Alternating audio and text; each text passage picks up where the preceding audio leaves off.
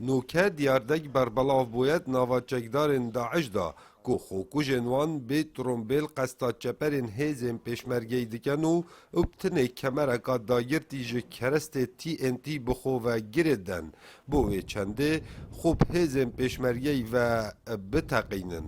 لمحور کسکی چنجاران چکدارن دولت اسلامی اف دیارده بکار اینایه به گوری لدوان هیزن پیشمرگی چه هولنوان سر نگرتینه؟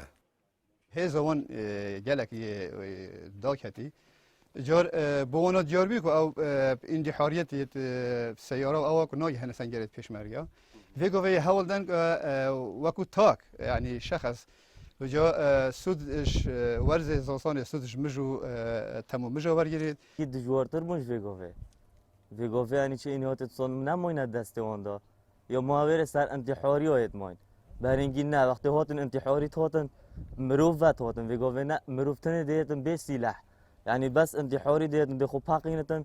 دخو جه خلاص کردن اگر دیتن اف پیشمرگی دو به جا چه خلاص هاتن اف پیشمرگی دو دخو پاقینت چه نه هاتن اف پیشمرگی دو در پیشمرگی پاقینت و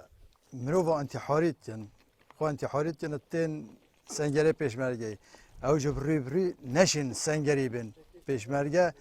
او هاتو چو دلیوه که ببینه نابینا دو ربع آرال عدره که به خواب پقینت هکه وقتی پیشمرگه نهال ابد نیزیگ ببین.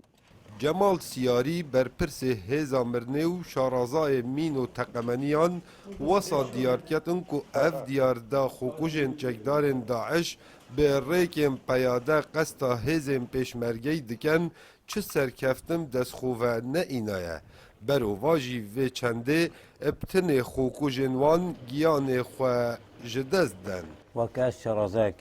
تين فخخها يعني وك أمس قال جرت بينم داعش أبي استعمال كد أبي بس بخو استعمال كد به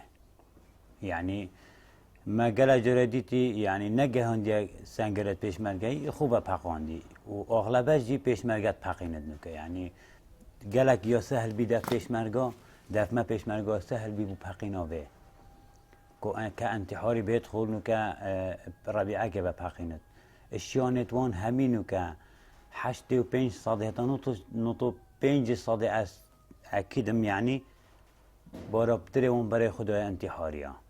و انتحاریا جي فشل اینایوان اوه کمرکا دست کردن چکدارن داعشن و نها کتیه دستن هیزا مرنه دا کاو عمر دنگ امریکا قضا تلحفر نحیا زمار